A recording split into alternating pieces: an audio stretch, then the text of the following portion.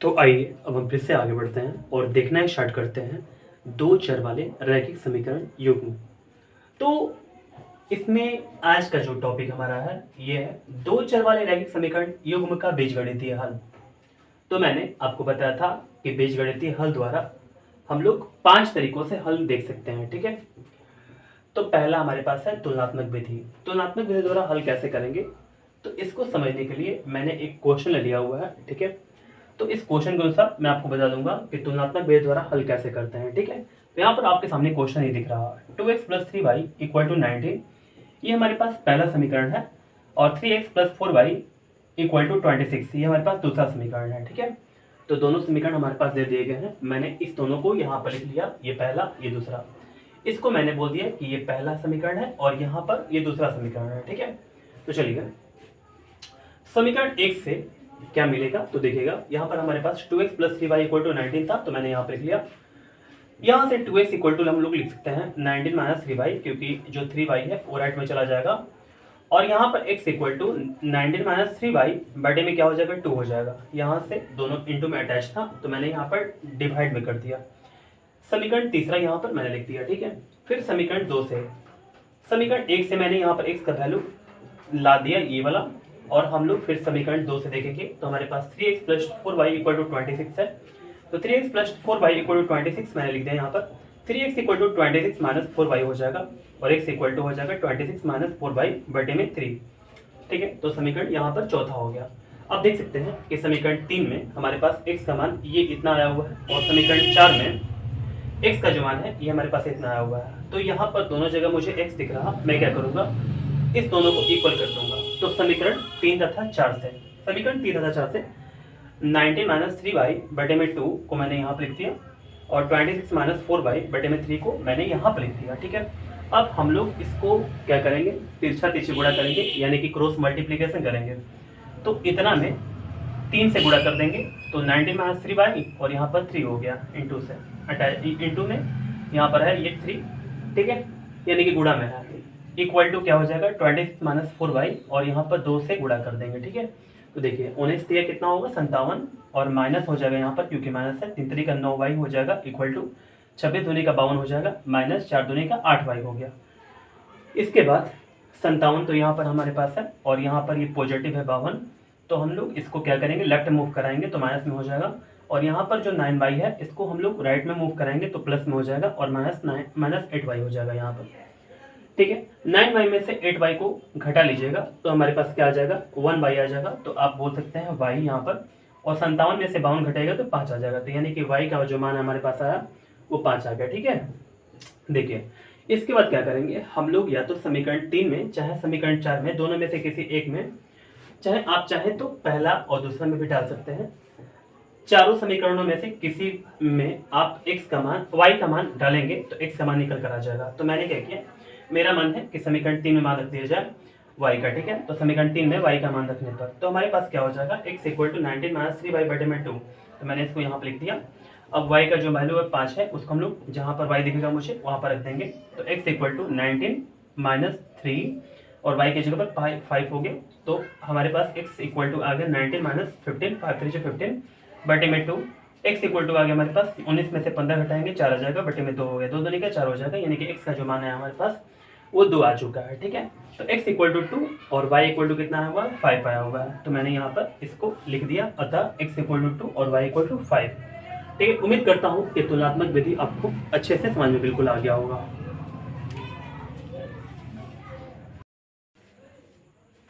तो आइए अब हम देखते हैं प्रतिस्थापन विधि द्वारा हल।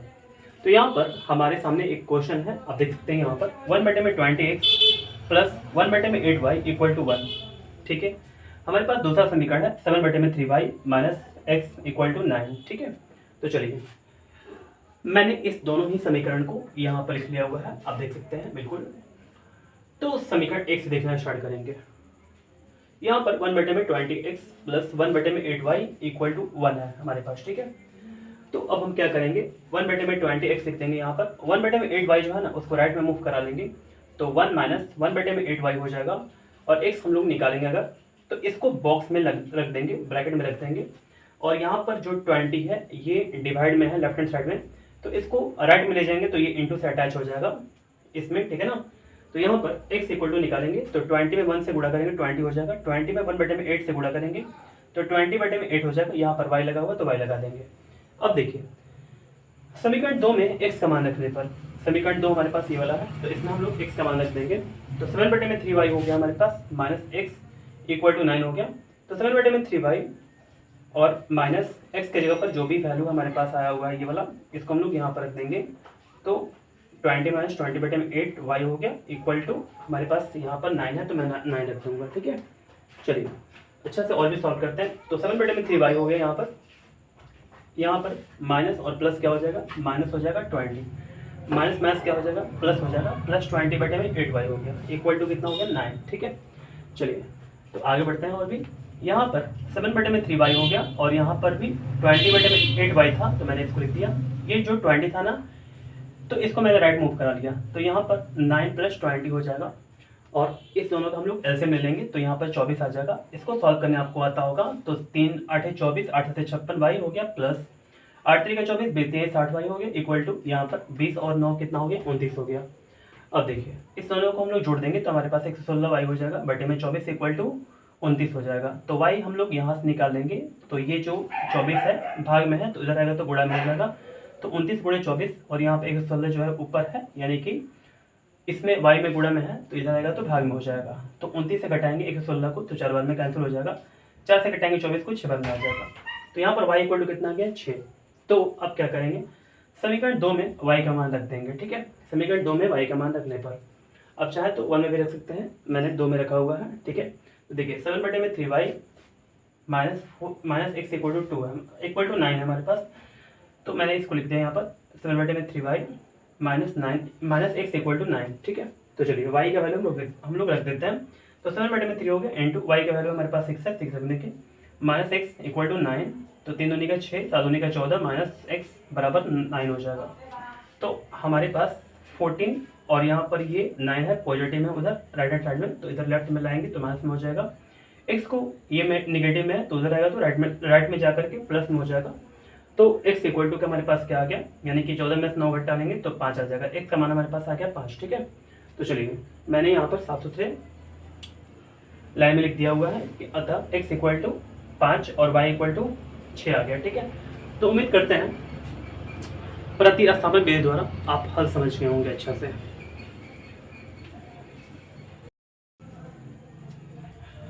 तो आइए अब हम समझना स्टार्ट करते हैं लुप्तीकरण विधि या विलोपन विधि को। तो आपके सामने यहाँ पर मैंने एक क्वेश्चन लिखा हुआ है 7x minus 2y equal to 8। दूसरा जो समीकरण है हमारे पास 3x plus 4y equal to 18 दिया हुआ है, ठीक है। तो दोनों समीकरणों को मैंने यहाँ पर लिख लिया, समीकरण ये पहला, ये समीकरण दूसरा। अब देखिए समीकरण 1 में 2 से तथा समीकरण 2 में 1 से गुणा करने पर ऐसा क्यों किया गया आपको कुछ देर में पता चलेगा। देखिए समीकरण 1 में 2 से गुणा करती है, समीकरण 2 में 1 से गुणा करती है, होगा क्या, देखिए 7 दूनी का 14 हो गया, इसमें 2 से गुणा करेंगे क्योंकि यहाँ पर बोला हुआ है 2 से गुणा करना है, 2 दूनी का 4y हो गया, माइनस दिया हुआ माइनस लगा देंगे, 8 दूनी का 16 हो जाएगा।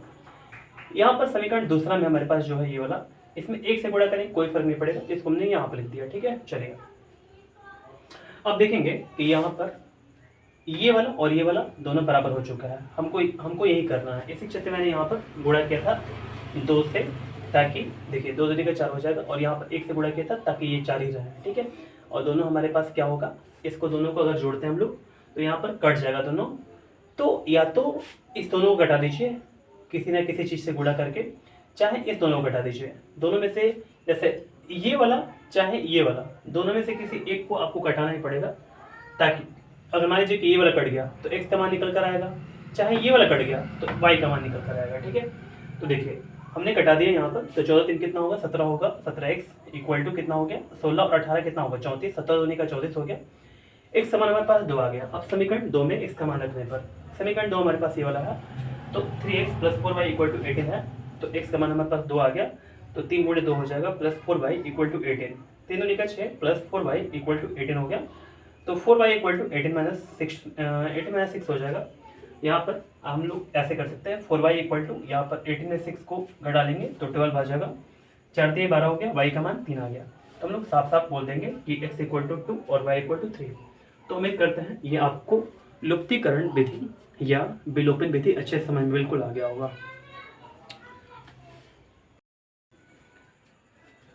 तो आइए अब हम समझना स्टार्ट करते हैं ब्रज गुणन विधि द्वारा हल। तो यहाँ पर आपके सामने एक मैंने क्वेश्चन लिया हुआ है, यहाँ पर लिखा हुआ है 2x minus 3y plus 5 equal to 0। दूसरा समीकरण है 3x plus y minus 2 equal to 0। ठीक है, तो चलिए आपको ब्रज गुणन विधि द्वारा हल करने के लिए इस फॉर्मूले को अपने माइंड में रखना पड़ेगा। ये अपने माइंड में आप कैसे रख सकते हैं, तो मैं इसके लिए एक उपाय बताता हूँ। ठीक है, तो देखिएगा सबसे पहले यहाँ पर b1 b2, ठीक है, b के बाद क्या आता है c1 c2, इसके बाद c के बाद a1 a2 आप लिख लेंगे। फिर इसके बाद क्या लिखेंगे, a के बाद क्या आएगा b1 b2 आ जाएगा। ठीक है, तो स्टार्ट करेंगे b से और एंड करेंगे b से। ठीक है, बीच में क्या आएगा, b के बाद c आएगा, c के बाद a आ जाएगा, फिर ऐसे करके लास्ट में b आ जाएगा। ठीक है, तो चलिए देखिए यहाँ तक आप बात समझेंगे। अब हम लोग क्या करेंगे, तिरछा तिरछी गुणा कर लेंगे, यहाँ भी ऐसे करके यहाँ पर x लिखेंगे, यहाँ पर y लिखेंगे, यहाँ पर 1 लिखेंगे। ठीक है, ध्यान दीजिएगा थोड़ा सा, यहाँ पर x, यहाँ पर y, यहाँ पर 1 रख लेंगे।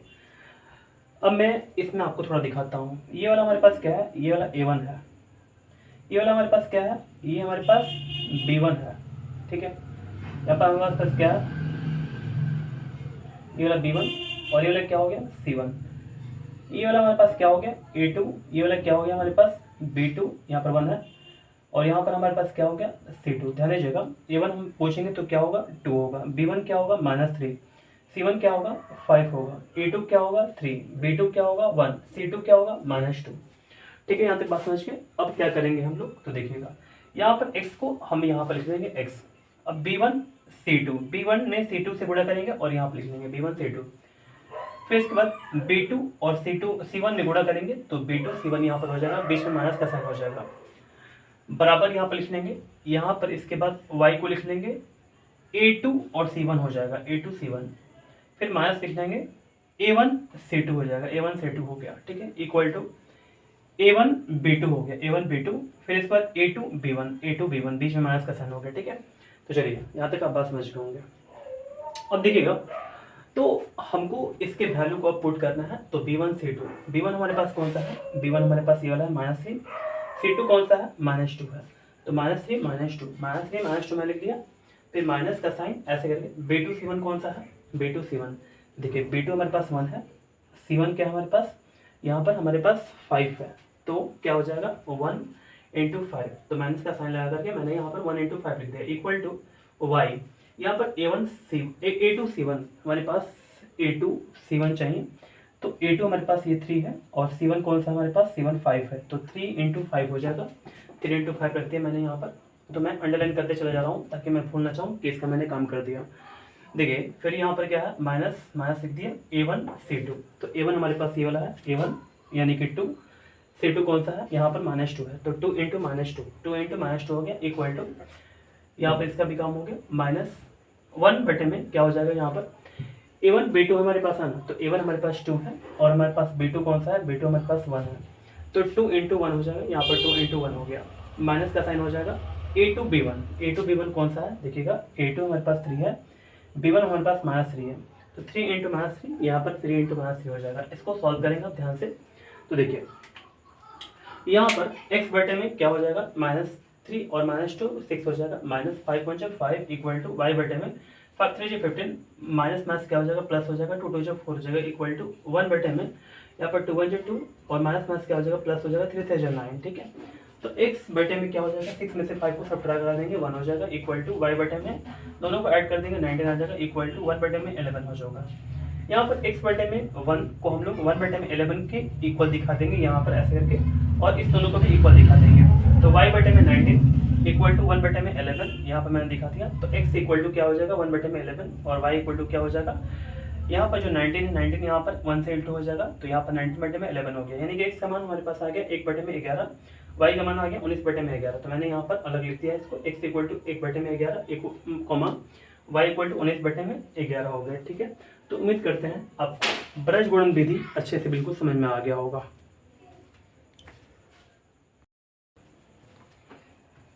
तो आइए अब हम देखना स्टार्ट करते हैं अनुपात निर्णय विधि द्वारा हल। तो यहाँ पर मैंने एक क्वेश्चन ले लिया हुआ है 3x + 5y = 7, 5x + 12y = 14। तो दोनों समीकरण को मैंने यहाँ पर लिख लिया, ठीक है। तो अब हल करना स्टार्ट करते हैं। समीकरण 1 में 2 से गुणा करने पर, समीकरण 1 में 2 से गुणा कर लेते हैं पहले, ठीक है। तो हमारे पास क्या हो जाएगा, 3 दूनी का 6, 6x हो गया, प्लस 5 दूनी का 10y = 14 हो गया, ठीक है। 7 दूनी का 14 हो जाएगा, तो समीकरण 3 हो गया यहाँ पर। अब क्या करेंगे, समीकरण 1 से हमारे पास ये वाला चीज मिल चुका है, इसको समीकरण 3 मान दिया गया। तो समीकरण 3 में से समीकरण 2 को घटाने पर, ठीक है, तो समीकरण 3 हमारे पास ये वाला है 6x + 10y = 14, ये मैं लिख दिया। और समीकरण हमारे पास 2 ये वाला है 5x + 12y = 14। तो अब घटा लेंगे हम लोग, तो यहाँ पर माइनस हो जाएगा, यहाँ माइनस हो जाएगा, यहाँ भी माइनस हो जाएगा। इस दोनों घटाएंगे तो 0 हो जाएगा, ठीक है। अब यहाँ पर 6x में से 5x को घटा लेंगे तो हमारे पास 1x आ जाएगा। और यहाँ पर 10y में से 12y को सब्ट्रैक्ट करेंगे तो -2y हो जाएगा। समझ गए, यहाँ पर तो 0 हो ही गया है। तो x = कितना हो गया, 2y हो चुका। तो हम लोग क्या करेंगे, x को यहाँ पर छोड़ देंगे, ये 2 और y इंटू से अटैच है, तो 2 को लेफ्ट मूव कराएंगे तो यहाँ पर बटे में 2 हो जाएगा, इक्वल टू y बटे में नीचे आप चाहें तो 1 लिख सकते हैं, इक्वल टू हम इसको k मान लेंगे, ठीक है। देखिए इसको k के इक्वल करेंगे तो क्या हो जाएगा, x बटे में 2 इक्वल टू k, और यहाँ पर इस दोनों को हम लोग k के इक्वल करेंगे, इसको भी k के इक्वल करेंगे तो y बटे 1 इक्वल टू k हो जाएगा, ठीक है। तो y x इक्वल टू हमारे पास क्या आ गया 2k यहाँ पर, और y इक्वल टू क्या आ गया k आ गया। यहाँ पर समीकरण 4 दे दिया ना मैंने। अब देखिए x का मान हमारे पास 2k है, y का मान हमारे पास k है। तो समीकरण 1 में x तथा y का मान रखने पर ये हमारे पास समीकरण 1 है। आसान लग रहा था इसी चित्र मैंने समीकरण 1 में रखा। 3x + 5y = 7 दिया होता है, यहाँ से हमने ले लिया इस चीज़ को। देखिए तो 3 और x का वैल्यू हमारे पास 2k है तो 2k रख दिया, प्लस 5 और यहाँ पर y का मान हमारे पास k है तो k रख दिया, इक्वल टू 7। 3 दूनी का 6k प्लस 5k = 7, तो 6 5 11 हो गया, 11k = 7 हो गया, k = 7 बटे में 11 हो गया, ठीक है। तो k का मान हमने ला दिया यहाँ पर 7 बटे में 11। तो देखिए समीकरण 4 में k का मान रखने पर, समीकरण 4 हमारे पास ये वाला है, तो x = 2k है, x = 2k और y = k है तो y = k हो गया। x = 2 और यहाँ पर k का जो मान हमारे पास आया हुआ 7 बटे में 11, यहाँ पर रख लेंगे 7 दूनी का 14 और बटे में 11 हो जाएगा। यहाँ पर हमारे पास k का मान है 7 बटे में 11, तो मैं 7 बटे में 11 रख दूंगा। तो हमारे पास जो आंसर आया x का 14 बटे में 11 और हमारे पास y का मान आ गया 7 बटे में 11। तो चाहे तो आप लिख सकते हैं यहाँ पर बगल में, अतः x = 14 बटे में 11, y = 7 बटे में 11 आंसर, ठीक है। तो उम्मीद करते हैं कि बीजगणितीय विधि से मैंने जो आपको 5 विधि द्वारा हल दिखाया, ठीक है, तो ये बिल्कुल आप अच्छे से समझ गए होंगे।